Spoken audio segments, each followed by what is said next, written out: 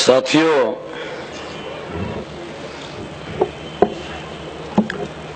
आपको पता भी नहीं होगा कि अधिवेशन का चौथा दिन है और कुछ एक सत्र के बाद में 4 दिन समाप्त हो जाएंगे और केवल 1 दिन का समय अधिवेशन का बचेगा। और ये 4 दिन का समय कैसे चला गया और किसी को भी कोई पता नहीं चल पाया। साथियों, इसके पहले कि इस विषय पर कुछ बात आपको बताए, मैं एक बात का स्पष्टीकरण देना जरूरी समझता हूं कि छत्रपति शिवाजी महाराज को उन्होंने गागा भट्ट ने दाएं पैर के अंगूठे से छत्रपति शिवाजी महाराज का राज तिलक किया और छत्रपति शिवाजी महाराज ने राज तिलक करने दिया। इसलिए छत्रपति शिवाजी महाराज बुज़दिल थे, ऐसा यहाँ मंच पर से बोला गया। हमारे लोग ज्यादातर ब्राह्मणों का लिखा हुआ इतिहास पढ़ते हैं और ब्राह्मणों का लिखा हुआ इतिहास पढ़ने से और पढ़कर अपनी राय बनाते हैं, क्योंकि हमारे लोगों ने अपना कोई इतिहास तो लिखा नहीं है। इसलिए अभी बामसेप ने अपना इतिहास लिखने का कार्यक्रम शुरू किया है और जल्दी ही 3 या 5 दिन का सेमिनार केवल इतिहास पर और भारत का शुरू से लेकर अब तक जो भारत का इतिहास है, सारा इतिहास जो ब्राह्मणों ने लिखा है, उसके बजाय हम अपना इतिहास लिखेंगे और ब्राह्मणों ने जो इतिहास लिखा है उसको हम लोग अमान्य घोषित करेंगे। इसके पहले कि ये इतिहास हम लिखे, मैंने ये जो उदाहरण हमारे एक साथी ने दिया उसकी व्याख्या आप लोगों को थोड़ा बताना चाहूंगा कि छत्रपति शिवाजी महाराज का राजतिलक, राज्याभिषेक पूना के ब्राह्मणों ने करने से इनकार किया तो छत्रपति शिवाजी महाराज ने अपना एक आदमी वाराणसी भेजा गागा भट्ट के पास और गागा भट्ट को बुलाकर राज्याभिषेक करने की योजना बनाई। वो व्यक्ति गया तो उन्होंने गागा भट्ट को कहा कि चलो शिवाजी महाराज का राज्याभिषेक करना है। तो गागा भट्ट ने कहा शिवाजी शूद्र है, उसका राज्याभिषेक नहीं हो सकता, वो राजा नहीं बन सकते। उस व्यक्ति ने गागा भट्ट को कहा कि आपसे थोड़ा एकांत में वार्ता करनी है, आप थोड़ा समय देंगे? गागा भट्ट ने कहा क्यों नहीं, चलो एकांत में वार्ता करते हैं। जब वो एकांत में वार्ता करने का वो व्यक्ति गया तो उस व्यक्ति ने कहा कि राज्याभिषेक करने के लिए अगर आपको बोफोर्स दिया जाए तो क्या हो सकता है? तो उसने कहा अगर बोफोर्स देते हो तो फिर इस धरती पर क्या है जो नहीं हो सकता? सब कुछ हो सकता है। गागा भट्ट ने अपने से इतिहास लिखा और बताया कि शिवाजी का संबंध राजस्थान के सिसोदिया घराने से है और सिसोदिया राजपूत है, इसलिए शिवाजी जन्म से राजपूत है, क्षत्रिय है, इसलिए तो राज्याभिषेक उनका हो सकता है। खुद ही लिखा। गया गागा भट्ट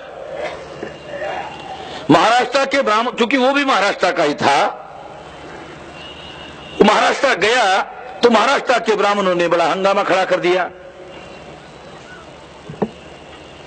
तो महाराष्ट्र के ब्राह्मणों को संतुष्ट करने के लिए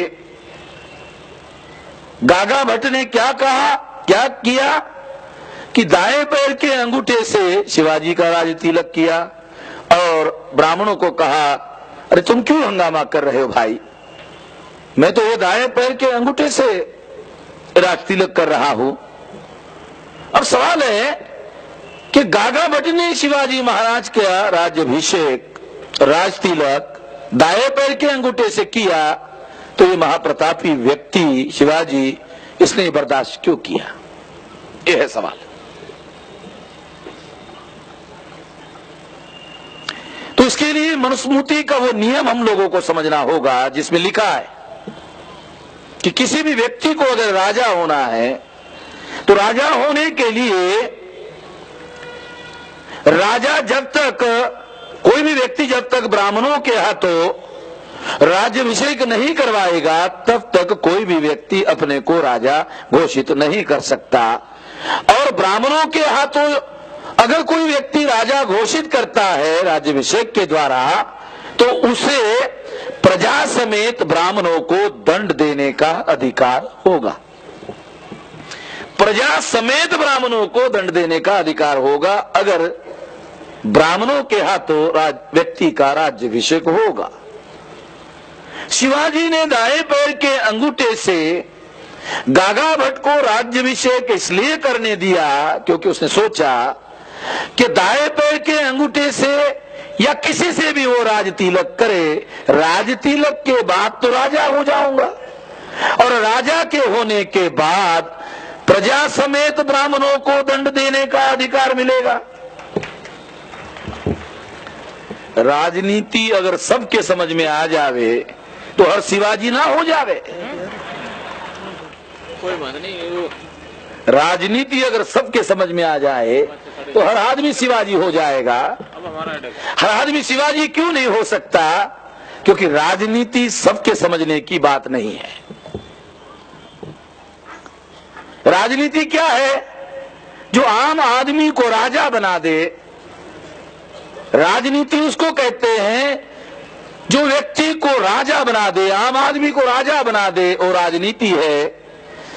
जो नीति व्यक्ति को राजा बनाती है, अगर वो व्यक्ति सबके समझ में आ जाए तो फिर सब न राजा हो जाए। इतना आसान नहीं है कि सबको समझ में आ जाए। ये बात बताने के बाद अभी हम लोग मूल विषय पर आते हैं। विषय बहुत गंभीर है आज के समय में। विषय है राष्ट्रीय स्तर पर अनुसूचित जाति जनजातियों एवं पिछड़े वर्ग की जातियों के साथ झगड़े लगा देना और पिछड़े वर्ग की कुछ जातियों को एससी एसटी के लोगों के साथ आपस में झगड़ा लगाते रहना, ये वर्तमान शासक जातियों का राजनीति के लिए इस्तेमाल करने का खेल है। और दूसरा उसके साथ जोड़ा हुआ सब्जेक्ट है, जो इतिहास से सबक नहीं सीखते, इतिहास उसे सबक सिखा देता है। साथियों, ये जो सब्जेक्ट है, इस सब्जेक्ट को हमने क्यों रखा, उसका क्या मकसद है, क्या उद्देश्य है, वो थोड़ा संक्षिप्त में आपको बताते हैं। समय हमारे पास कम है, लगभग 1 घंटा इसके लिए समय लगेगा और ये बहुत हमारे सारे मिशन के लिए, हमारे कार्यकर्ताओं के लिए ये विषय बहुत ज्यादा अहम है। इसलिए विस्तार से मैं आप लोगों को इस बात को बताना चाहूंगा। साथियों, इसके पीछे का जो उद्देश्य है कि जो मूल निवासी इस देश में बहुसंख्य है, ये जो बहुसंख्य लोग हैं उस पर अल्पसंख्य लोग अपना वर्चस्व स्थापित नहीं कर सकते। तो अल्पसंख्य लोग बहुसंख्य लोगों पर वर्चस्व स्थापित करने के लिए कई बातें, कई तिकड़मे चलाते हैं और उन तिकड़मों को चलाने के दांव पेच में उन्होंने ये आपस में झगड़े लगाने का कार्यक्रम शुरू किया। ये जो झगड़े लगाने का कार्यक्रम शुरू किया और झगड़े लगाने में वो कामयाब हो रहे हैं, और हमारे जो लोग हैं इन झगड़ों में हजारों और लाखों के संख्या में शामिल हो रहे हैं, जबकि वो हम लोगों को लड़ा रहे हैं, भिड़ा रहे हैं, मगर हमारे लोगों को इसकी बात समझ में नहीं आ रही है और लोग हजारों और लाखों की संख्या में उसमें शामिल हो रहे हैं। ये जो शामिल होने वाले लोग हैं उनको लगता है कि इन झगड़ों से हमको फायदा होने वाला है, और फायदा होने वाला है ऐसा लगता है, इसलिए हजारों और लाखों की संख्या में हमारे लोग उसमें शामिल होते हैं। परंतु साथियों, ये फायदा होने वाला कार्यक्रम नहीं है, ये हमारा सत्यानाश करने का कार्यक्रम है, मगर इसकी खबर, इसकी जानकारी हमारे लोगों को नहीं है। इसकी खबर, इसकी जानकारी हमारे लोगों को हो। ये जो आपस में झगड़ा लगाकर वर्चस्व स्थापित करने का जो कार्यक्रम है, दो मुर्गियां जब आपस में लड़ती है तो जो बिल्ली होती है वो दो मुर्गियों का झगड़ा देखते रहती है। दो मुर्गियां जब आपस में लड़ती है तो बिल्ली खेल देखती रहती है। जब एक मुर्गी कमजोर हो जाती है, कमजोर पड़ती है तो भाग जाती है, कमजोर पड़ने के बाद जब भाग जाती है तो बिल्ली कमजोर जो मुर्गी है उसको पकड़कर खा जाती है। तो साथियों, ये जो झगड़ा है ये हमारे बीच में आपस में लड़ाई लगाकर हमको उस लड़ाई में ही एंगेज रखना चाहते हैं, और उसी समय वो जो दुश्मन है वो अपना काम निकालने की योजना बनाते हैं और सफल होते हैं। एक खेल है, षड्यंत्रकारी खेल है, मगर हमारे लोगों को इसकी जानकारी नहीं है। हमने सोचा, प्लान बनाया कि ये सारा खेल एक्सपोज कर दिया जाए, इसको विस्तार से खुला कर दिया जाए ताकि लोगों को ये सारी जानकारी विस्तार से मिले। इस बात को ध्यान में रखते हुए साथियों ये विषय रखा हुआ है। और चूंकि ये जो लड़ाई झगड़े का जो खेल है ये राष्ट्रीय चरित्र का खेल है, ये केवल मात्र एक स्टेट में चलने वाला खेल नहीं है।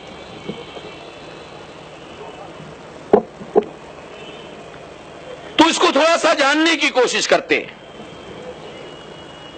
कि जो ब्राह्मणवादी लोग हैं, जो ब्राह्मण लोग हैं, वो हमारे लोगों को लड़ाने का ही काम नहीं करते, बल्कि इसमें जो खुला हुआ दुश्मन है उसका दाव पेच अलग है, जो छुपा हुआ दुश्मन है उसका दाव पेच अलग है। जो खुला दुश्मन है उसका दाव पेच क्या है? वो खुलकर हिंदुत्व के नाम पर SC, ST, OBC के लोगों को in the name of Hindu, not in the name of SC, ST, OBC.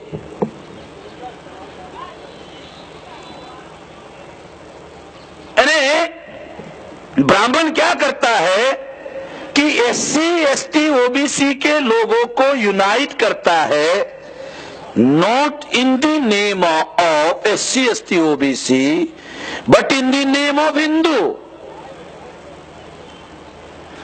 जो खुले रूप से जो कार्य हो रहा है उसको समझने के लिए मैं आपको ये बात बता रहा हूं। ये बात आपको समझना होगा, बहुत गंभीर बात है कि SC, ST, OBC के लोगों को खुले रूप से उसको बात समझ नहीं, हिंदुत्व के नाम पर ब्राह्मण क्या करता है? ब्राह्मण ये करता है। ये भी ख्याल रखो, हिंदुत्व और ब्राह्मण दो एक नहीं है, अलग है। और हिंदुत्व और कुछ नहीं है, ये समस्त मूल निवासियों को मानसिक रूप से विकलांग बनाकर इस्तेमाल करने की एक व्यू रचना है, एक दांवपेच की रचना है जिसका वो इस्तेमाल करते हैं। ब्राह्मण अपने को हिंदू कभी मानता नहीं है। बाबा साहब अम्बेडकर ने रेवोल्यूशन एंड काउंटर रेवोल्यूशन नाम की किताब लिखने के लिए ली थी। उसमें एक सब टाइटल है, चैप्टर है, किताब का एक सब टाइटल चैप्टर है। उसका सब टाइटल है what Brahmins have done to the Hindus. What Brahmins have done to the Hindus. इसका मतलब है बाबा साहब अम्बेडकर ब्राह्मण को हिंदू नहीं मानते। अगर मानते होते तो ब्राह्मणों ने हिंदुओं के लिए क्या किया, ऐसा टाइटल नहीं देते। ये बात हम लोगों को समझने की जरूरत है। इसलिए ये बात मैं आपको समझा रहा हूं कि ब्राह्मण जो खुला हुआ दुश्मन है वो क्या करता है, उसका तरीका, उसका दांवपेच अलग है। वो क्या करता है, वो SC ST OBC को हिंदू के नाम पर इकट्ठा करता है। उनको SC ST OBC के नाम पर इकट्ठा नहीं करता, उसको हिंदू के नाम पर इकट्ठा करता है अंडर द लीडरशिप ऑफ ब्राह्मण। ख्याल रखना, मैं खास बात आपको बहुत संक्षिप्त में बता रहा हूं। SC ST OBC को ब्राह्मण यूनाइट करते हैं, SC ST OBC के नाम पर नहीं, हिंदू के नाम पर यूनाइट करते हैं। और यूनाइट कैसा करते हैं, अंडर द लीडरशिप ऑफ ब्राह्मण। एक खास बात ध्यान रखना कि वो अंडर द लीडरशिप ऑफ ब्राह्मण यूनाइट करते हैं और उनको SC ST OBC के नाम पर यूनाइट नहीं करते, क्योंकि SC के नाम पर अगर यूनाइट होते हैं तो SC उसका नेता बनेगा, ST के नाम पर यूनाइट करते हैं तो ST उसका नेता बनेगा, OBC के नाम पर यूनाइट करते हैं तो OBC उसका नेता बनेगा, हिंदू के नाम पर यूनाइट करते हैं, धर्म के नाम पर यूनाइट करते हैं तो ब्राह्मण हजारों सालों से धर्म का नेता बना हुआ है। अगर धर्म से नाम पर इकट्ठा करते हुए तो नेता ब्राह्मण बनेगा। अगर यादव समाज के नाम पर इकट्ठा होता है, यादव महासभा के नाम पर, तो जिस सभा का नाम ही यादव महासभा है उसका ब्राह्मण सदस्य ही नहीं बन सकता, तो नेता कहां से बनेगा। यानी समाज के नाम पर लोग संगठित होंगे तो नेतृत्व इन लोगों के हाथों में रहता है। अगर इन्हीं लोगों को धर्म के नाम पर इकट्ठा करो तो नेतृत्व ब्राह्मण के नियंत्रण में रहता है। इसलिए ब्राह्मण इनको धर्म के नाम पर इकट्ठा करता है और इसलिए धर्म का काम हम कर रहे हैं, इसके लिए खुले रूप से इस मामले को चलाते हैं। एक खुला दांवपेच है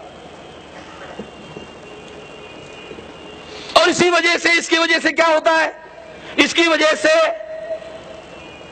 कल्याण सिंह लोध बैकवर्ड, उमा भारती लोध बैकवर्ड, विनय कटियार कुर्मी बैकवर्ड, सुशील कुमार मोदी बिहार का उप मुख्यमंत्री तेली बैकवर्ड, नरेंद्र कुमार मोदी घिसड़ी यानी तेली backward, most backward, Gopinath Munde Maharashtra का OBC बैकवर्ड,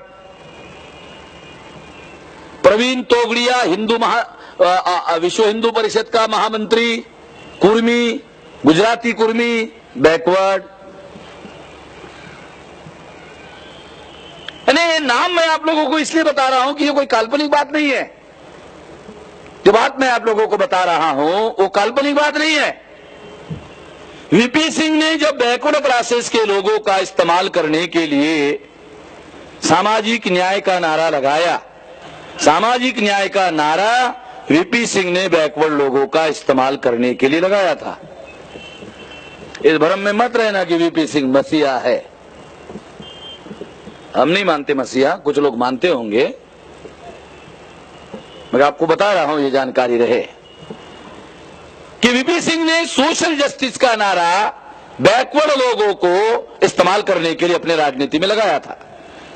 तो इसलिए ये जो ब्राह्मणवादी लोग हैं, खुले रूप से काम करने वाले जो लोग हैं, उन्होंने VP सिंह का सामाजिक न्याय का नारा भोतरा करने के लिए आरएसएस ने और बीजेपी ने गोविंदाचार्य के माध्यम से सोशल जस्टिस को काउंटर करने के लिए सोशल इंजीनियरिंग का नारा लगाया। अब ये सोशल इंजीनियरिंग क्या है, ये थोड़ा आप लोगों को समझना होगा। सोशल जस्टिस तो आप लोगों को मालूम हो गया होगा, बहुत चला। थोड़ा सोशल इंजीनियरिंग के बारे में आपको जानकारी नहीं है। सोशल इंजीनियरिंग को अगर समझना है तो आपको उमा भारती का वर्तमान उदाहरण बहुत बढ़िया है। उमा भारती का मध्य प्रदेश के राजनीति में ब्राह्मणों ने इस्तेमाल किया और मध्य प्रदेश के बैकवर्ड लोग बैकवर्ड के नाम पर उससे इकट्ठा किए और सत्ता में पहुंचे और पहुंचा दिया और योजना बनाकर, प्लान बनाकर उमा भारती को इस्तीफा दिलवाकर फिर बाहर कर दिया। और इसके लिए उन्होंने बाबूलाल गौर, जो मध्य प्रदेश का अहीर है, यादव है, यानी एक बैकवर्ड को काउंटर करने के लिए दूसरे बैकवर्ड को सामने लाया। सोशल इंजीनियरिंग समझा रहा हूं आप लोगों को। खुले खेल खेलना वाला उनका खेल जो है क्या चल रहा है उसके बारे में आपको बता रहा हूं, आपको जानकारी हो इसलिए। दूसरी बात कि जब उमा भारती ने फिर मामला चलाने के बाद में फिर उमा भारती को काउंटर करने के लिए शिवराज सिंह चौहान नाम का दूसरा बैकवर्ड उन्होंने इस्तेमाल किया। ये जो मुख्यमंत्री बना ये भी बैकवर्ड है, मध्य प्रदेश का मुख्यमंत्री अभी जो बना है अभी बैकवर्ड है। क्योंकि उमा भारती को काउंटर करने के लिए अगर राजपूत और ब्राह्मण लाया गया होता तो सोशल इंजीनियरिंग फेल हो गई होती और लोगों को मैसेज गया होता और इस तरह से ये खेल इनका चलता नहीं। इसलिए उमा भारती को काउंटर करने के लिए उन्होंने दूसरे बैकवर्ड को लाया। तो एक बैकवर्ड को दूसरे बैकवर्ड के खिलाफ, दूसरे को तीसरे के खिलाफ इस्तेमाल करने का ये जो कार्यक्रम इन्होंने बनाया, एक कार्यक्रम सोशल इंजीनियरिंग है। कल्याण सिंह के हाथों बाबरी मस्जिद गिरवा दी गई और गिरवाने के बाद में उसको प्रचार में लाया गया कि यह अडवाणी का हनुमान है। ये क्या कहा गया? ये अडवाणी का हनुमान है। ये नहीं कहा गया कि कल्याण सिंह राम है। ये कहा गया कि अडवाणी का हनुमान है, इसका मतलब अडवाणी राम है और कल्याण सिंह हनुमान है।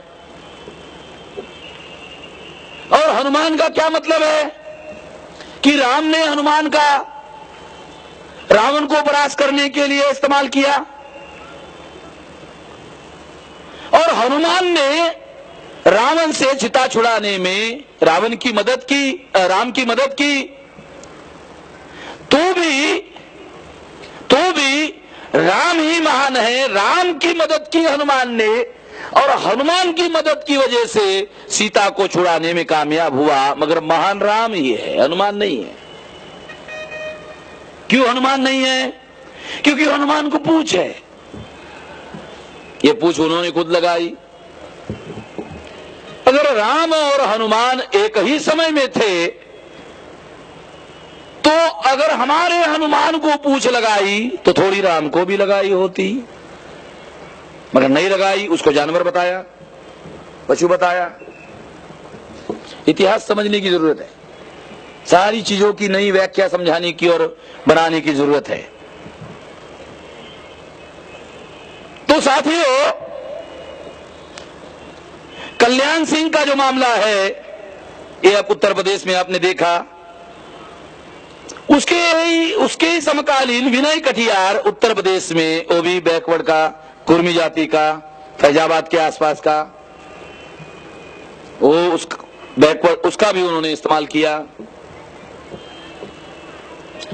गुजरात में केशुभाई पटेल कुर्मी और नरेंद्र मोदी मोस्ट बैकवर्ड, जिसकी 5% भी जनसंख्या गुजरात में नहीं है। अब 5% वाला आदमी भारत में मुख्यमंत्री बन जावे ऐसा संभव नहीं है, मगर ये ब्राह्मणों की सोशल इंजीनियरिंग है जिसमें एक का इस्तेमाल दूसरे के विरोध में भिड़ाकर वर्चस्व ब्राह्मणों का ही रखा जाए, ये सारा तंत्र उन्होंने बनाया है। और केशुभाई पटेल जो जनाधार वाला व्यक्ति है उसको उन्होंने खुड्डे लाइन लगाया है।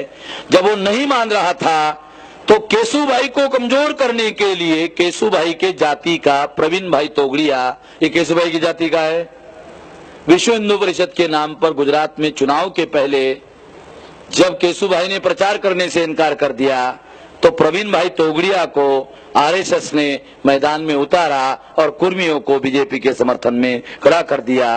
और इस तरह से कुर्मियों के वोट लेकर बहुत बड़े बहुमत में वो पहुंचे। उसके बाद केशुभाई पटेल को इन्होंने खुड्डे लाइन लगा दिया। ये गुजरात में हुआ, महाराष्ट्र में भी यही। यानी सारे देश भर में ये जो बैकवर्ड क्लासेस के नेताओं का हिंदू के नाम पर इस्तेमाल करने का ये जो कार्यक्रम चल रहा है, ये सारा कार्यक्रम सोशल इंजीनियरिंग के नाम पर सोशल जस्टिस को काउंटर करने की दृष्टि से, परंतु ये बैकवर्ड को बैकवर्ड मानकर नहीं, बैकवर्ड को हिंदू मानकर खेला जाने वाला खेल है। ये बात साथियों हम लोगों को समझना होगा।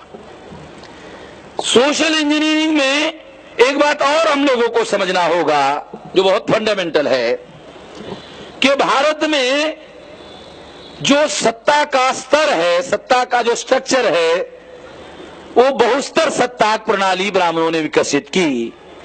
और इसमें शूद्रों और ब्राह्मणों के बीच में एक गुप्त समझौता हुआ। शूद्रों और ब्राह्मण बीच में, शूद्र यानी अपर लेयर ऑफ बैकवर्ड, शूद्रों और ब्राह्मणों के बीच में समझौता हुआ। कारण शूद्रों की जनसंख्या प्रदेशों में ज्यादा होना, इसलिए ब्राह्मणों ने क्या समझौता किया? ब्राह्मणों ने समझौता किया राज्यों की सत्ता उस जाति के व्यक्ति के हाथों में होगी जिसकी जनसंख्या प्रदेश में ज्यादा होगी, उसके हाथ में प्रदेश की सत्ता होगी, प्रदेश का मुख्यमंत्री उनका होगा।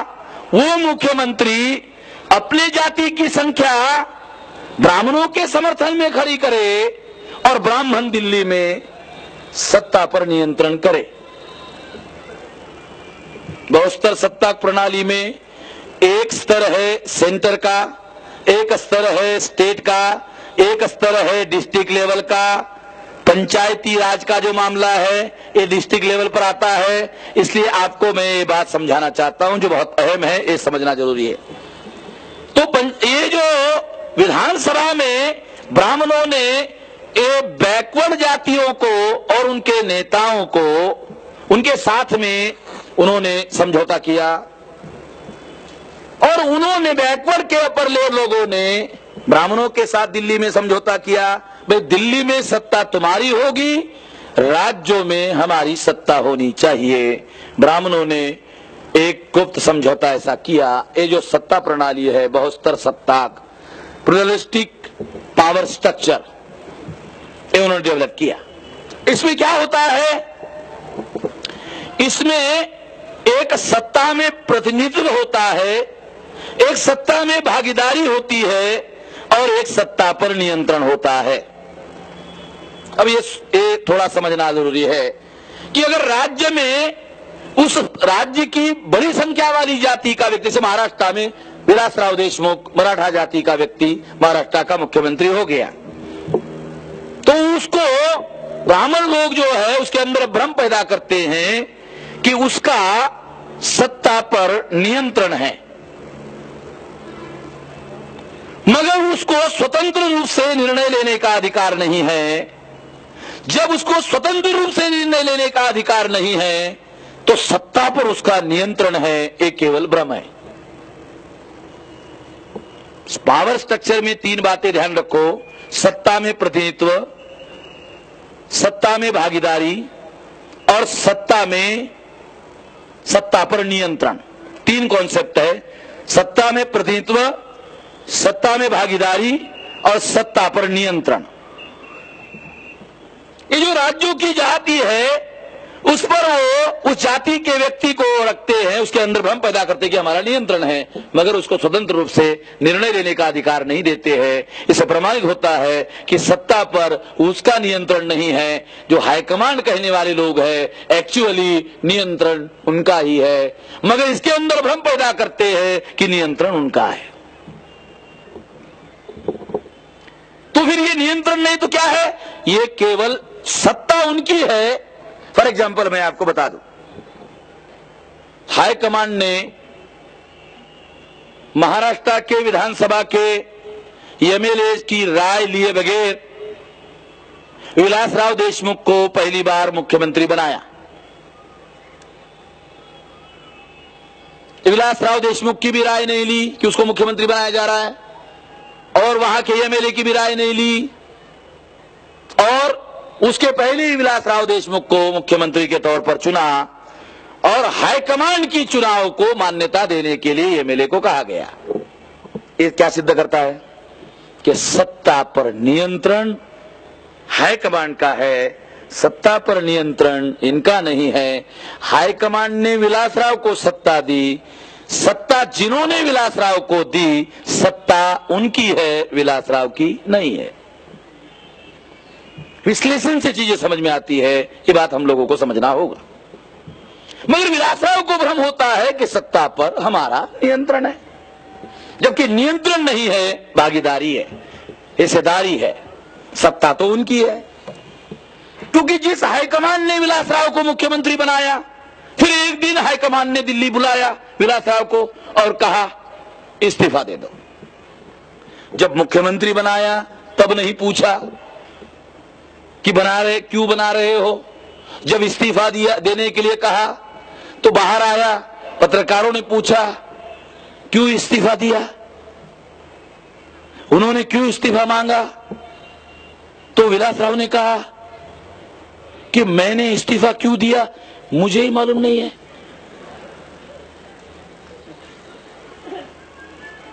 तो पत्रकारों ने पूछा क्या हाईकमांड को इस्तीफा क्यों मांगा, पूछोगे? नहीं, पूछने वाला नहीं हूं मैं।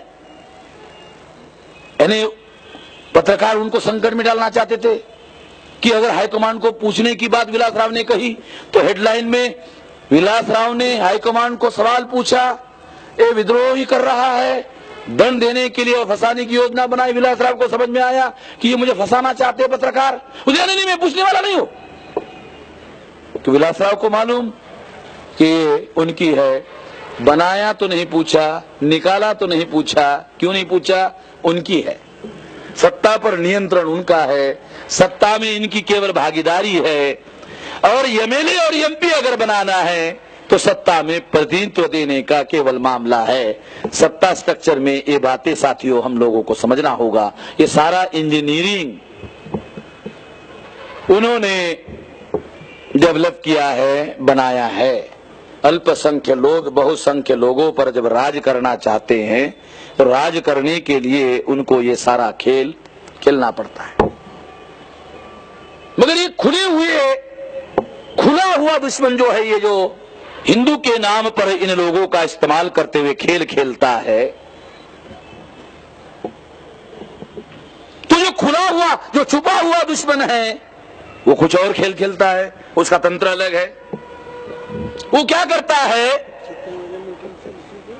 अपनी ही पार्टी के लोगों को, अगर शेड्यूल कास्ट में नॉर्थ इंडिया में चमार और वाल्मीकि है तो चमार को अलग बुलाता है, वाल्मीकि को अलग बुलाता है, चमार को टिकट दे देता है, टिकट देने के बाद वाल्मीकियों को बुलाता है। अरे टिकट बट रहे थे, तुम कहां थे?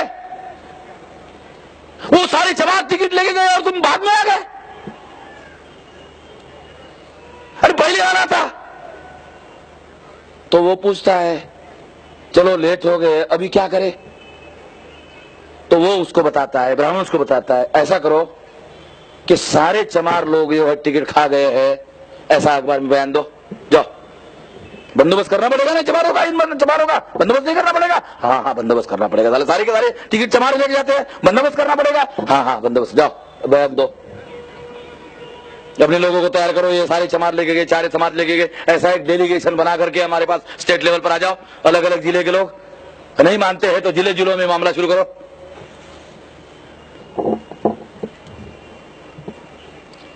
ये जो जिन चमारों को टिकट दिया वो भी कांग्रेस में, जिन वाल्मीकि को टिकट नहीं दिया वो भी कांग्रेस में। ये जो खेल है, ये खेल हम लोगों को समझना होगा, दोनों कांग्रेस में। और झगड़ा किस बात के लिए? वाल्मीकि लोगों का क्या कहना है? अरे सारे के सारे दलाल चमारों के आप लोगों ने बनाए, हमारे में से एक भी दलाल आपने नहीं बनाया। सारे के सारे भड़ुए चमारों में बनाया, एक भी भड़ुआ वाल्मीकि में नहीं बनाया। 10-12 चमार भड़ुए और दलाल बनाते, 10-12 हमारे भी दलाल और भड़ुए बनाते। हमको कोई इतराज नहीं होता। लड़ाई है ये चल रहा है, हम लोगों को समझना होगा कि क्या चल रहा है। क्योंकि कांग्रेस के अंदर हमारे लोगों को रिप्रेजेंटेशन नहीं है। जो है, जिसको हम रिप्रेजेंटेटिव कहते हैं, वो दलाल है।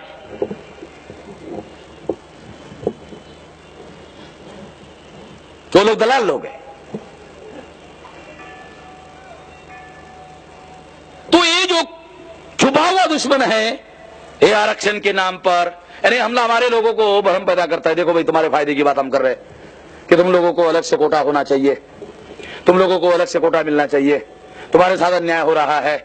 ये वही बताते हैं 15 साल हो गए रिजर्वेशन की जगह भरने का कार्यक्रम बंद है। लिबरलाइजेशन, प्राइवेटाइजेशन, ग्लोबलाइजेशन का कार्यक्रम चल रहा है। और जो गवर्नमेंट सेक्टर है, जो पब्लिक अंडरटेकिंग सेक्टर है, उसका जो रिजर्वेशन गवर्नमेंट सेक्टर में है, पब्लिक अंडरटेकिंग सेक्टर में है, जब उसका प्राइवेटाइजेशन होगा तो रिजर्वेशन नल एंड वाइड हो जाएगा।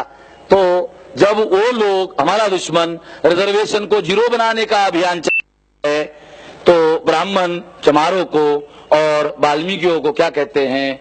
भाई ऐसा है, वाल्मीकियों को कहते हैं कि ये सारा कोटा चमारों ने खा लिया। ये वो उनको बताते हैं चमारों ने खा लिया। और चमारों को बताते हैं कि देखो, एक कैटेगराइजेशन होने वाला है, और कैटेगराइजेशन अगर होगा तो तुम्हारा नुकसान होगा। अब तुम्हारा नुकसान ना हो इसलिए तुम ऐसा करो कि ये वाल्मीकि लोग जो कैटेगराइजेशन की मांग कर रहे हैं, उसके विरोध में सम्मेलन करो। पैसा नहीं है, ये लो, पैसा लो। गाड़ियां चाहिए, ये गाड़ियां लो। यानी दो जातियां जब तक आपस में लड़ेगी नहीं, तो उनका काम, जो तुम्हारा दुश्मन है, उनका काम तो हो नहीं सकता। लड़ने के बाद काम होगा, लड़ाई नहीं होगी तो काम नहीं होगा।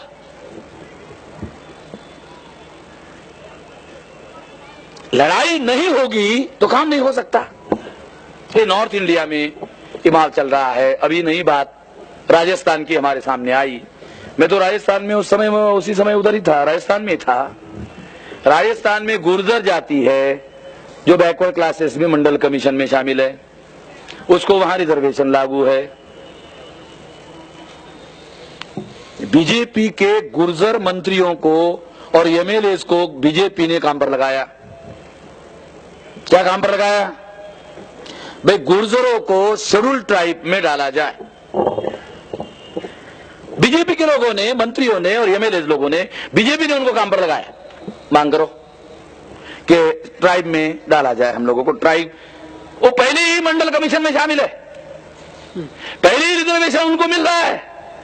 उनको कहा तुम शेड्यूल ट्राइब में मांग करो। कांग्रेस के जो गुर्जर है, कांग्रेस ने कहा अरे, कांग्रेस के अंदर जो मीना है, मीनाओं को कांग्रेस ने कहा अरे ये ट्राइब में शामिल हो गए, तुम्हारा सारा मामला रफा-दफा हो जाएगा, तुम्हारा सत्यानाश हो जाएगा, तुमको कुछ मिलने वाला नहीं है, तुम गुर्जरों का विरोध करो। कांग्रेस ने मैदान में मीनाओं को उतारा, बीजेपी ने गुर्जरों को उतारा। और इधर कांग्रेस के सेंट्रल लेवल से लेकर स्टेट लेवल के एमएलए, एमपीज स्टेज पर बैठे हुए हैं। जब गुर्जरों का होता है तो बीजेपी के एमएलए और मंत्री उसके स्टेज पर बैठे हुए हैं कि खून की होली होगी, गांव गांव में होली होगी। यानी ये हवा ये बलून जो है इसमें हवा उन्होंने भरा हुआ है, ये जो टायर है उसमें हवा उन्होंने भरा हुआ है। यानी जब तक वो हवा भरते रहेंगे ये टायर चलता रहेगा चलता रहेगा। जब वो पंक्चर कर देंगे साला पंक्चर हो जाएगा, फिर बंद हो जाएगा गाड़ी। यानी जब तक लड़ाई लड़ने के बाद, लड़ाई लगाने के बाद जब बीजेपी और कांग्रेस या ब्राह्मणवादी लोगों को पता चलेगा, क्या पता चलेगा? पता ये चलेगा कि झगड़ा पूरी तरह से लग गया है। गांव गांव में मीना और गुर्जर, गुर्जर और मीना, ये दो कैंप बन गए हैं। जिस दिन ऐसा उनको मालूम हो जाएगा, कांग्रेस मीनाओं को बोल देगी बहुत हो गया, बीजेपी लोग गुर्जरों को कह देगी बहुत हो गया, अब आप शांत रहो, और मामला शांत हो जाएगा। उन्होंने कहा तो मामला खड़ा हो गया, उन्होंने कहा तो मामला चुप हो जाएगा। और उससे क्या होगा? बीजेपी ने मंत्रिमंडल के लेवल पर एक कमेटी बनाई कि गुर्जरों को शेड्यूल ट्राइब में डालने के लिए कमेटी बनाई जाएगी। एंड स्टेट ने गुर्जरों को संकेत भेजा, हम तुम्हारे समर्थन में है, इधर आ जाओ, इधर आ जाओ, इधर आ जाओ। कमेटी बनाई, हाँ भाई हाँ, हमको आपको डालने के लिए अध्ययन करते हैं, रिकमेंड करते हैं, संकेत दिया हम तुम्हारे फेवर में है। संकेत क्यों दिया? इधर आ जाओ, इधर आ जाओ, बीजेपी की तरफ सरक जाओ। देना लेना कुछ नहीं है, देना लेना कुछ भी नहीं है।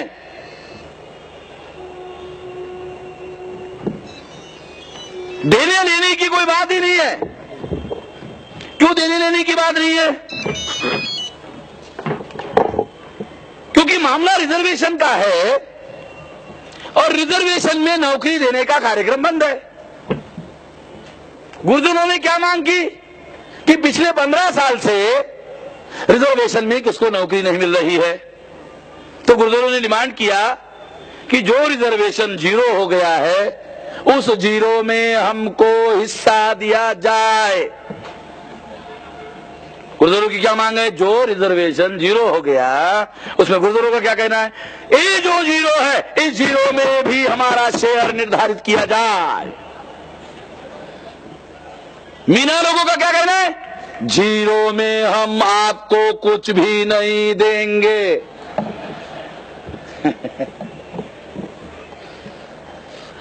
जीरो में हम आपको कुछ भी नहीं देंगे, ये जीरो हमारा है और इसके लिए खून बहाएंगे। अब किसी भी हालत में ये जीरो हमसे हम छीनने नहीं देंगे। ये जो सारा खेल चल रहा है, हैदराबाद में हमने अधिवेशन लगाया, वहां पिछले 13 साल से माला मादिगा का मामला चल रहा है। माला मादिगा, मादिगा आंध्र प्रदेश का चमार, माला नॉन चमार। आंध्रा का चमार आरोप लगा रहा है माला पर कि माला ने सब कुछ खा लिया। यानी आंध्रा का चमार आरोप लगा रहा है माला ने खा लिया। नॉर्थ में क्या है? वाल्मीकि कह रहा है चमार ने खा लिया। देखो साला मामला कितना साला अजीब किस्म का मामला है। आंध्र प्रदेश का चमार माला पर आरोप लगा रहा है खा गया। नॉर्थ इंडिया का वाल्मीकि चमार पर आरोप लगा रहा है ये खा गया। ये सारा खेल जो है सारे देश भर में इन लोगों ने लगाया। मैंने एक प्रोफेसर था, उसने कहा मैं शुरू से इस आंदोलन में हूं। मैंने उसको स्टेज पर एक सवाल पूछा, भाई कितने साल हो गए? तो उसने कहा 13 साल से हम लड़ाई लड़ रहे हैं। मैंने कहा 13 साल से कुछ मिला? तो बोले 13 साल से साला मामला हमारा कुछ मुकाम पर पहुंच ही नहीं रहा। मैंने उसको कहा 15 साल हो गए लिबरलाइजेशन, प्राइवेटाइजेशन, ग्लोबलाइजेशन से रिजर्वेशन जिस गवर्नमेंट सेक्टर में और पब्लिक अंडरटेकिंग सेक्टर में लागू है वहां प्राइवेटाइजेशन चल रहा है। जब प्राइवेटाइजेशन चल रहा है और प्राइवेटाइजेशन के बाद रिजर्वेशन जीरो हो रहा है। जब रिजर्वेशन जीरो षड्यंत्र पूर्वक वो लोग कर रहे हैं, उस समय रिजर्वेशन खत्म ना हो, इसकी लड़ाई माला और मादिगा, मादिगा और माला लोगों ने मिलकर लड़नी चाहिए थी। तो माला और मादिका ने मिलकर लड़ने की बजाय जिन्होंने एलपीजी का कार्यक्रम लागू किया, उन्होंने माला को मादिगा के खिलाफ, मादिगा को माला के खिलाफ। मैंने उनको पूछा, भाई ये मादिगा का नेता कौन है? तो उन्होंने कहा वो कांग्रेस में है। मैंने कहा माला का जो इसका विरोध करने वाला नेता है वो कौन से पार्टी में? उसने कहा वो भी कांग्रेस में है। ये बात हम लोगों को समझना होगा। तो इसका मतलब ये हुआ सारे देश भर में, अभी झारखंड का मुद्दा आया, झारखंड में बीजेपी का शासन आ गया। झारखंड में क्या हुआ कि आदिवासी और नॉन आदिवासियों का झगड़ा लगा दिया गया। मूल निवासी 1931 के सेंसस का मामला लेकर के लड़ाई शुरू हो गई कि 31 के पहले के जो लोग झारखंड के निवासी नहीं हैं, उन लोगों को यहां रहने का अधिकार नहीं है। ऐसा एक मामला आदिवासियों के माध्यम से खड़ा किया गया। दूसरे जो लोग हैं, शेड्यूल कास्ट और बैकवर्ड क्लासेस के जो लोग हैं, उन लोगों को तैयार किया गया और उसके विरोध में खड़े हो गए। तो आदिवासी और नॉन आदिवासियों में झगड़ा लगा दिया गया। और जो आदिवासी है उसके अंदर ईसाई आदिवासी, नॉन ईसाई आदिवासी, उसके अंदर झगड़ा लगा दिया गया। अगर ऐसा नहीं होता तो आदिवासी बाहुल्य स्टेट में बीजेपी की शासन आती। तो समझ में आता है ये सारा वर्चस्व निर्माण करने का खेल है। हमारे साथी ने कहा भाई ये सारा खेल जो है ये केवल बीजेपी के लोग लड़ रहे हैं, गलत है। ये गलत आकलन है। बीजेपी के लोग लड़ रहे हैं, गलत आकलन है। ब्राह्मण लोग लड़ रहे हैं। ब्राह्मण बीजेपी का भी नहीं होता, कांग्रेस का भी नहीं होता, कम्युनिस्टों का भी नहीं होता। ब्राह्मण ब्राह्मण होता है और वो अपना वर्चस्व निर्माण करने के लिए पार्टी उसके लिए सेकंड थर्ड प्रायोरिटी है। वर्चस्व स्थापित करने के लिए जो साधन उपयुक्त है वही पर्याप्त है। इसलिए बीजेपी ने जो वर्चस्व स्थापित करने के लिए वहां खेल खेला, कांग्रेस ने क्या किया? कांग्रेस ने शिबू सोरेन को कहा लालू से समझौता मत करना, तुम और हम समझौता करके चुनाव लड़ते हैं। शिबू सोरेन ने मान लिया। ये मानने का काम शिबू सोरेन ने किया। इसी वजह से शिबू सोरेन को झारखंड में बहुमत नहीं मिला। कांग्रेस ने योजना बनाकर शिबू सोरेन का या आदिवासियों का पत्ता झारखंड में कांग्रेस ने काटा और बीजेपी को लाया। कांग्रेस को कोई तकलीफ नहीं है। बिहार में पासवान और लालू का झगड़ा कांग्रेस ने लगाया। कैसे लगाया जानते हो? तुम्हारे मालूम है कैसे झगड़ा लगाया? पासवान ने कांग्रेस को कहा मुझे रेल मंत्रालय चाहिए। कुछ दिन के बाद कांग्रेस ने पासवान को कम्युनिकेट किया कि लालू जी आपको रेल मंत्रालय देने के विरोधी है। देखो खेल कैसे चल रहा है। कांग्रेस ने पासवान को कम्युनिकेट किया लालू जी आपको रेल मंत्रालय देने के विरोध में है।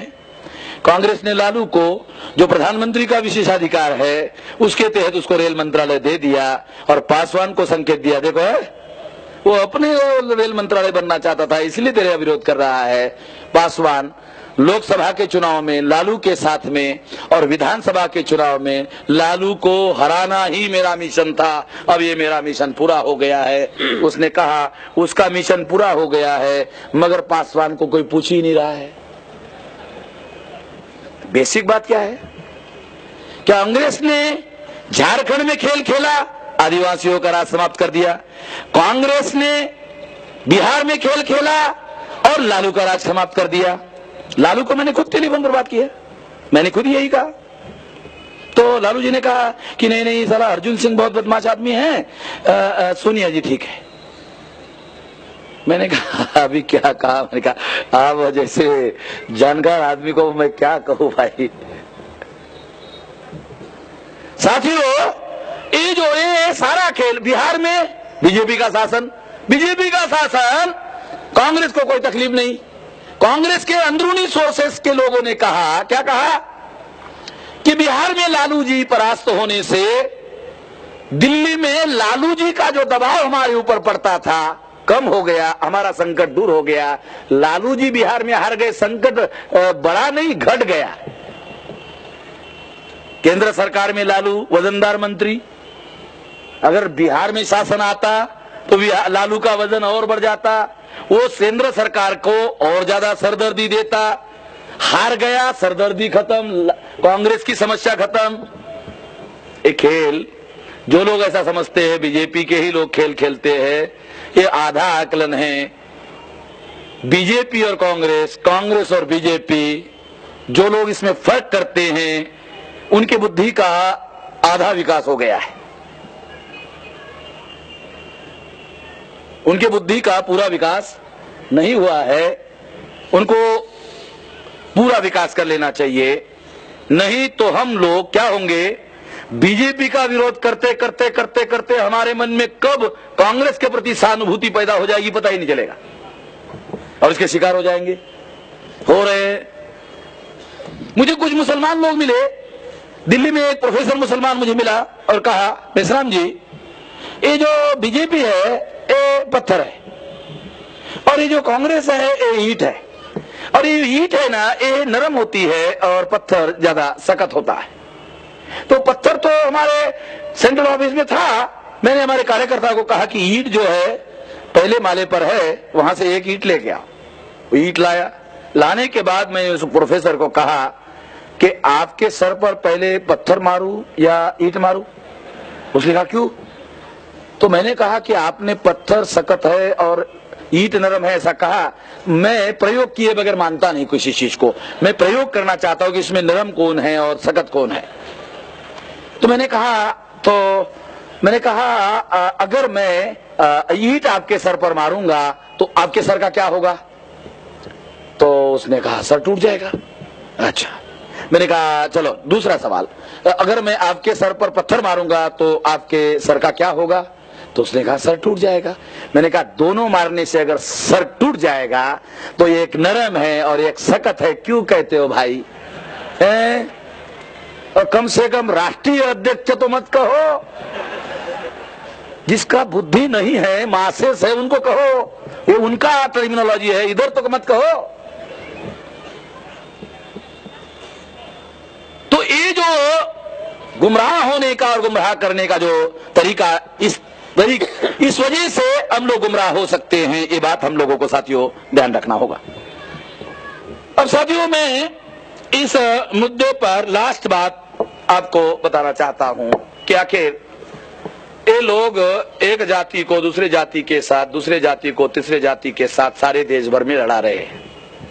लड़ाने के लिए रिजर्वेशन के कोटे का इस्तेमाल कर रहे हैं और रिजर्वेशन के कोटे की वजह से हमारे लोग इमोशनली ब्लैकमेल हो रहे हैं और जो दलाल लोग हैं वो दलाल लोग इनको भिड़ा रहे हैं, आपस में लड़ा रहे हैं और दलालों को वो दलाल मानने की बजाय अपने रहनुमा, रहबर और नेता मान रहे हैं और उनकी बातों पर यकीन करके लड़ रहे हैं।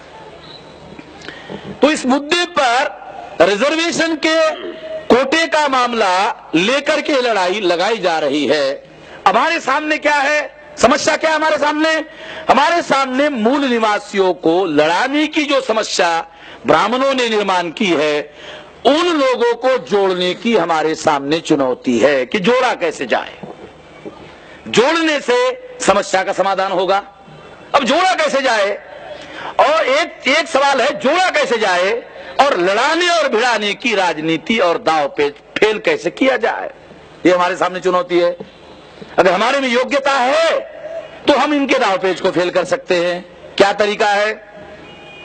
तरीका है कि अगर हम लोग ये लड़ाई किस आधार पर लगा रहे हैं, अरे इन्होंने कोटा खा लिया, पूरा खा लिया, ऐसा कह रहे हैं, कुछ लोगों को लेकर के ये लड़ाई लगा रहे हैं, तो इसकी जड़ को खत्म करने के लिए क्या करना होगा?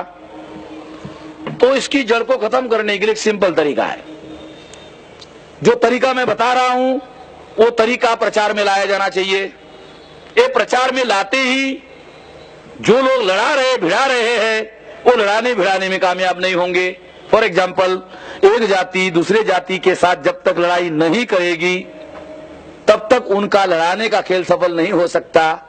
अगर हम लोग क्या करें, हाँ भाई इन्होंने सारा कोटा खा लिया, ऐसा किया जाए कि शेड्यूल कास्ट की जो अनुसूची है उसको ए, बी, सी और डी 2 या 3 या 4 कैटेगरीज में विभाजित कर दिया जाए। हर कैटेगरी की जनसंख्या निर्धारित की जाए और जनसंख्या निर्धारित करके उसका कोटा निर्धारित कर दिया जाए, मगर वो सारे के सारे शेड्यूल कास्ट में ही रहेंगे और उसके अंतर्गत कैटेगराइजेशन होगा शेड्यूल कास्ट का। अगर ये कार्यक्रम शेड्यूल टाइप में लागू कर दो, यही कार्यक्रम अदर बैकवर्ड कास्ट में लागू कर दो, तीनों जगह लागू कर दो और लागू करने का अभियान शुरू कर दो। अगर लागू करने का अभियान शुरू कर दो, वो लोग इनको लड़ा रहे हैं और हम अभियान चलाते हैं कि भाई इस शेड्यूल कास्ट की सूची को कायम रखा जाए और उसमें ABCD बनाया जाए और जनसंख्या निर्धारित करके कोटा फिक्स कर दिया जाए और वो उनको दे दिया जाए। अगर ये प्रचार करो तो जो लोग लड़ा रहे, जो लोग भिड़ा रहे हैं, वो मामले लड़ाने और भिड़ाने का मामला उसकी जड़ समाप्त हो जाएगी। जो इस मुद्दे को लेकर लड़ा रहे हैं, ये लड़ाने वाले लोग लड़ाने के लिए मुद्दा ही खत्म हो जाएगा। अगर समाज के अंदर से ही आवाज उठ जाए और समाज खुद ही अपने अधिकारों का वितरण कर ले, तो जो ब्राह्मण इसके आधार पर हमारे लोगों को लड़ाना चाहता है, ये लड़ाई बंद हो जाएगी। लड़ाई बंद होते ही इन लोगों को इकट्ठा करने की चुनौती सफल हो जाएगी। अगर एक जाति को कहा भाई इन्होंने कोटा खा लिया और उसको उकसा दिया, उसको उसके खिलाफ उकसा दिया, अगर दोनों आपस में लड़ने के लिए तैयार हो गए तो खेल ब्राह्मणवाद का सफल हो जाएगा। अगर ब्राह्मणवाद का खेल विफल करना है तो प्रत्येक लोक और लोक समूहों के साथ न्याय होना चाहिए। अगर मान लो एक ए नाम की जाति है, अगर उसकी संख्या 5% है और बी नाम की जाति है उसकी संख्या 4 है, 4% होने वाली संख्या वाले को अगर 4 दे दिया जाए, 5 वालों को 5 दे दिया जाए, 5 वाला ये दावा नहीं कर सकता कि उसको 6 दे दिया जाए, उसको 7 दे दिया जाए। 5 वाला अगर 5 लेता है उसके साथ अन्याय नहीं, उसके साथ भी न्याय, और 4 वाला 4 लेता है उसके साथ भी न्याय होता है। अगर हम न्याय की लड़ाई लड़ना चाहते हैं तो हम लोगों को एक अभियान चलाना होगा। अगर ये अभियान आप चलाते हो तो ब्राह्मणों को हमारे बीच में लड़ाई लगाने का जो अवसर उपलब्ध हो रहा है, ये अवसर समाप्त हो जाएगा। ये जो योजना आप बना रहे हो, लागू करने के लिए उनको कह रहे हो, वो लागू करने वाले नहीं है। अगर आपने ये अभियान चलाया तो वो लागू करने वाले नहीं है। क्यों लागू करने वाले नहीं है? क्योंकि वो कहेंगे अरे इससे झगड़ा खत्म हो रहा है, झगड़ा खत्म होने से हमको क्या फायदा होगा? हमको तो झगड़ा बरकरार रखने से फायदा है, झगड़ा खत्म होने से तो हमारा नुकसान है। ये लोग इकट्ठा हो जाएंगे, ये लोग इकट्ठा नहीं होने चाहिए, वो इसको लागू करने के लिए राजी नहीं होंगे। सबूत, सुप्रीम कोर्ट कैटेगराइजेशन के लिए तैयार नहीं है। सबूत भी आपको दे रहा हूं, काल्पनिक बात नहीं कह रहा हूं। सुप्रीम कोर्ट जो निर्णय देता है न्याय नहीं देता। दुनिया की न्यायपालिका न्याय देती है, भारत की न्यायपालिका निर्णय देती है, न्याय नहीं देती। तो भारत की न्यायपालिका ने ये जो कैटेगराइजेशन है इनकार कर दिया। मंडल कमीशन में LR नाइक ने ऐसा कैटेगराइजेशन किया था, VP सिंह ने भी नहीं माना, और मंडल कमीशन में क्रीमी लेयर का षड्यंत्र ब्राह्मणों ने सुप्रीम कोर्ट में लागू किया। मगर मोस्ट बैकवर्ड क्लासेस के लोगों को क्रीमी लेयर लगाया, मगर मोस्ट बैकवर्ड क्लासेस के लोगों को क्रीमी लेयर के सिद्धांत को ही अगर माने तो मोस्ट बैकवर्ड क्लासेस में तो क्रीम ही नहीं है। अरे दूध ही नहीं है साला, क्रीम कहां से आएगा? मोस्ट बैकवर्ड क्लास के पास दूध ही नहीं है साला, क्रीम कहां से आएगा? तो उसको उसका शेयर जो है अगर उसकी संख्या के अनुसार दे करके उनको क्रीमी लेयर ना लगाते उनको फायदा होता। सुप्रीम कोर्ट ने न्याय देने का काम नहीं किया, मगर क्रीमी लेयर लागू कर दिया, दोनों के साथ अन्याय किया। यानी सुप्रीम कोर्ट न्याय देने का काम करने की बजाय निर्णय देने का काम कर रही है और कैटेगराइजेशन के निर्णय को रिजेक्ट करने का काम उसने किया। इससे सिद्ध होता है शासक जाति के लोग आपके अंदर का झगड़ा बरकरार रखना चाहते हैं। अगर शासक जाति के लोग आपके अंदर का झगड़ा बरकरार रखना चाहते हैं तो क्या ये झगड़ा आप समाप्त करना चाहते हैं या आप भी इस झगड़े को बरकरार रखना चाहते हो? अगर आप इस झगड़े को समाप्त करना चाहते हो तो आपको जो मैं कह रहा हूं वो अभियान समाज में चालू रखो। अगर इस अभियान को आपने चालू किया, सरकार मानने वाली नहीं है, सरकार पहली की जो स्कीम है वो भी मानने वाली नहीं है, जो हम कह रहे हैं वो भी मानने वाली नहीं है, मगर जो अभियान हम चलाएंगे उससे आपस में झगड़े का कार्यक्रम समाप्त हो जाएगा और हमें लोगों को जोड़ने का अवसर उपलब्ध होगा।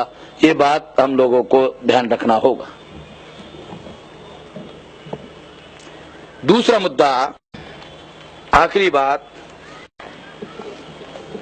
जो इतिहास से सबक नहीं सीखते उसे इतिहास सबक सिखा देता है।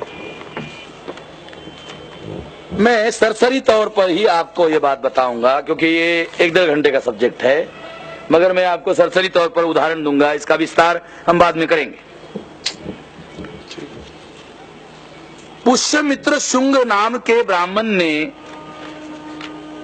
मौर्य साम्राज्य का खात्मा करने के लिए बृहद्रथ की हत्या की उदाहरण हमारे सामने है। शिवाजी महाराज को कोकनस्थ ब्राह्मणों ने जहर देकर मारा।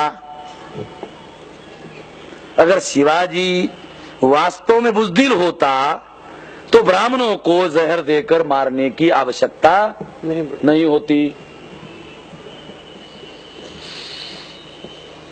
शिवाजी को जहर दे के मारा, ब्राह्मणों ने उसके महाप्रतापी पुत्र संभाजी को मुसलमानों, आक्रमणकारी मुसलमानों के हाथों सौंप करके उसको मरवा दिया और शिवाजी का कमाया हुआ सारा का सारा राज्य उन्होंने, ब्राह्मणों ने नियंत्रण कर लिया और उस पर कब्जा कर लिया और पूना में शिवशाही को खत्म करके पेशवाई को लाया। दूसरा उदाहरण, शिवाजी ने मौर्य साम्राज्य का पतन कैसे हुआ, अगर इससे सबक सीखा होता तो शिवाजी के साथ ऐसा नहीं होता। शिवाजी महाराज ने मौर्य साम्राज्य के पतन से सबक नहीं सीखा। मैं ये सबक सीखने वाली बात है इसलिए बता रहा हूं, इसलिए शिवाजी महाराज के साथ ऐसे हुआ। ब्राह्मणों ने संतों की हत्याएं की। चक्रधर ब्राह्मण था फिर भी उसकी हत्या की क्योंकि उसने हमारी साइड ली। ज्ञानेश्वर ब्राह्मण था, उसको जमीन में जिंदा ब्राह्मणों ने गाड़ा और कहा उसने समाधि ली। तुकाराम कुर्मी था, संत था और महाराष्ट्र का कबीर माना जाता है, उसकी ब्राह्मणों ने हत्या की। चोखा मिला अछूत था, उसकी ब्राह्मणों ने हत्या की। रविदास की ब्राह्मणों ने हत्या की। कबीर की हत्या करने का प्रयास किया। ऐसी बहुत सारी बातें हैं। ये इतिहास हमारे सामने है, इससे हमको सबक सीखना चाहिए। इसके बाद में कहते हैं बाबा साहब अम्बेडकर के साथ भी ऐसे ही धोखा हुआ। बाबा साहब अम्बेडकर के साथ में धोखा कैसे हुआ, इसके बारे में एक जानकारी, एक नई इंफॉर्मेशन हमारे पास आई है। बाबा साहब अम्बेडकर का जब डेथ हुआ तो डेथ बॉडी एरोप्लेन से बॉम्बे ले जाई गई। तो एरोप्लेन से डेड बॉडी उतरने के बाद में माई साहब, जिसको लोग माई साहब कहते हैं, दादा साहब गायकवाड़, वामनराव गोडबोले, ऐसे 4-5 लोग जो है वो एम्बेसडर में बैठे और वो डेड बॉडी ले जा रहे थे। माई साहब ने दादा साहब, बाबा साहब के बाद में सबसे सीनियर मोस्ट आदमी दादा साहब गायकवाड़, माई साहब ने दादा साहब गायकवाड़ को कहा कि दादा साहब बाबा साहब आम्बेडकर को अग्नि देने के पहले शेड्यूल कास्ट फेडरेशन के राष्ट्रीय कार्यकारिणी की मीटिंग बुलाई जाए और मीटिंग बुलाकर मुझे शेड्यूल कास्ट फेडरेशन का राष्ट्रीय अध्यक्ष घोषित किया जाए और उसके बाद बाबा साहब को अग्नि दी जाए। माई साहब ने दादा साहब गायकवाड़ को यह कहा। ये बात वामनराव गोडबोले जो अभी भी जिंदा है उसने सुनी, उसने किताब लिखा, उसमें ए स्मरण उसने अपने किताब में लिखा। ये बहुत छोटी घटना है मगर ये बहुत महत्वपूर्ण घटना है। इसका मतलब यह हुआ कि ब्राह्मणों ने योजना बनाकर माई साहब को बाबा साहब अम्बेडकर के जीवन में प्रवेश करवाया ताकि इस आंदोलन पर कब्जा और नियंत्रण करवाया जाए। आपकी जानकारी के लिए बता दूं कि प्रकाश आंबेडकर की योजना बनाकर ब्राह्मण लड़की के साथ शादी करा दी गई। पता नहीं नॉर्थ इंडिया के लोगों को जानकारी है या नहीं, शायद नॉर्थ इंडिया के लोगों को जानकारी नहीं है। और रामदास आठवले का नाम सुना होगा आपने, उसकी बीवी भी ब्राह्मण। तो आजकल ये जो परिवर्तनवादी आंदोलन चलाने वाले जो नेता लोग हैं उनको काबू करने का एक सिंपल तरीका है कि उस समाज को अगर काबू करना है तो नेता को काबू करो, और नेता को काबू करना है तो ब्राह्मण अपनी एक लड़की देता है और लड़की देकर उसको दामाद बना लेता है। दामाद बनने के बाद वो ब्राह्मण के बारे में बोलना ही बंद कर देता है, उसकी बोलती बंद हो जाती है। ये तरीका ब्राह्मणों ने अपनाया। तो ये जो बाबा साहब अम्बेडकर की यानी माही साहब शेड्यूल कास्ट फेडरेशन की राष्ट्रीय अध्यक्ष बनकर वो सारे आंदोलन पर नियंत्रण करना चाहती थी, इससे प्रमाणित होता है। इसका मतलब है माही साहब ने बाबा साहब अम्बेडकर के साथ शादी की या ब्राह्मणों ने योजना बनाकर माही साहब से शादी करवाई। ये इस आंदोलन पर नियंत्रण करने के दावपेच का षड्यंत्र का हिस्सा था। और कहा जा सकता है कि बाबा साहब अम्बेडकर की हो सकता है हत्या हो गई हो, क्योंकि बाबा साहब अम्बेडकर की जो मृत्यु के बाद में जो इन्वेस्टिगेशन हुआ उसकी रिपोर्ट आज तक पब्लिश नहीं हुई। कहते हैं कि उसमें काफी कुछ इंफॉर्मेशन है। तो बाबा साहब के साथ भी ये धोखा हुआ। उसके बाद में ये सारी इतिहास एक उदाहरण है गुरु गोविंद सिंह के जीवन में। उसका व्यक्तिगत सेवक गंगू ब्राह्मण था। उसको तरन तारण के युद्ध में जब गुरु गोविंद सिंह को लगा कि शायद मैं परास्त हो जाऊंगा, इसलिए उसने अपने छोटे दो बेटे गंगू ब्राह्मण को दिए और उसको लाखों रुपए दे करके कहा कि इनका पालन पोषण करना। गंगू ब्राह्मण ने वो पैसे लिए और वो बेटों को लेकर सीधा औरंगजेब का जो नवाब पंजाब में था वो नवाब के पास लेके गया और नवाब को कहा ये गुरु गोविंद सिंह के बेटे, इनको मार दो। नवाब ने चिट्ठी लिखी औरंगजेब को और कहा कि भाई ये गंगू ब्राह्मण मेरे पास आया है और कहता है ये गुरु गोविंद सिंह के बेटे हैं, इनको मार दो, मैं क्या करूं। औरंगजेब ने जवाब दिया कि हमारी लड़ाई गुरु गोविंद सिंह के साथ में है, हमारी दुश्मनी गुरु गोविंद सिंह के साथ में है, उन बच्चों ने कोई अपराध नहीं किया, उसको मत मारना। ये जवाब जब आता है तो नवाब उस ब्राह्मण को कहता है, गंगू ब्राह्मण को जो अनपढ़ है उसको कहता है कि औरंगजेब ये कहता है। तो अनपढ़ ब्राह्मण नवाब को कहता है कि अगर आपके लिए गुरु गोविंद सिंह सांप है तो ये सपोले है, ये सपोले बड़े बनकर सांप बन जाएंगे, अगर सांप बनेंगे तो आपको डस लेंगे, अभी मार दो ठीक रहेगा। दूसरी चिट्ठी नवाब भेजता है कि वो ऐसा बोल रहा है, क्या करूं। ये कहने के बाद औरंगजेब नवाब को आदेश देता है मार दो। एक अनपढ़ ब्राह्मण किस तरह से अपने जातीय वर्चस्व की बात को समझता है, जानता है, मरवा दिया। गुरु गोविंद सिंह के साथ में घटित घटना भी हमारे सामने सबक सीखने के लिए है। ये सारे इतिहास के उदाहरणों को अगर ध्यान में रखा जाए तो उत्तर प्रदेश में जो अभियान चल रहा है, हाथी नहीं गणेश है, ब्रह्मा विष्णु महेश है।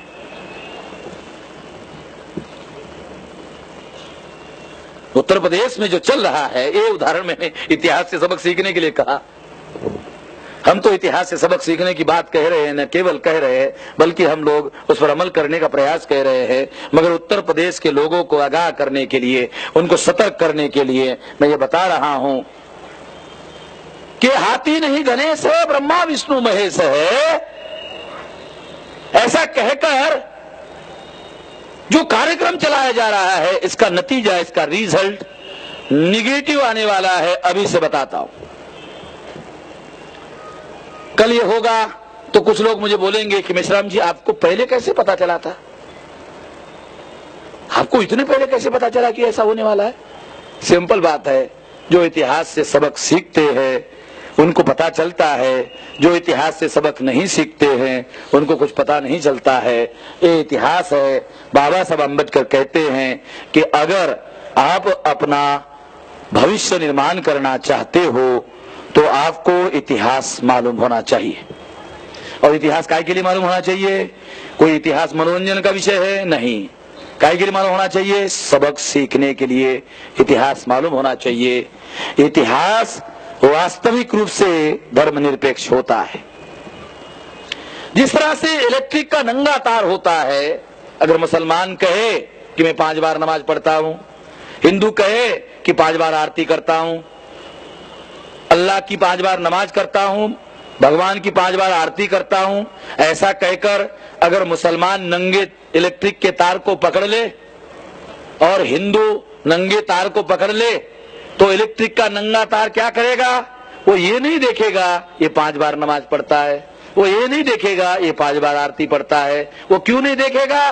क्योंकि इलेक्ट्रिक का जो नंगा तार है वो वास्तविक रूप से सेकुलर है।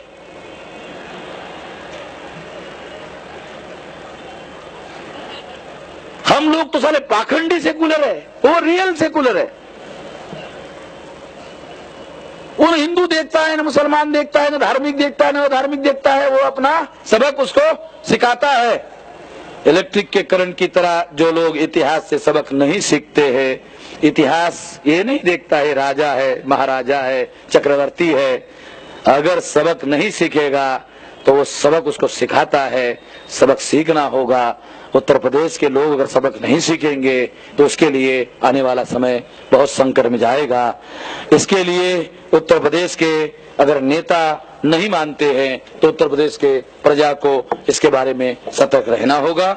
सतर्क नहीं रहेंगे तो ये संकट आने वाले समय में बरकरार रहेगा।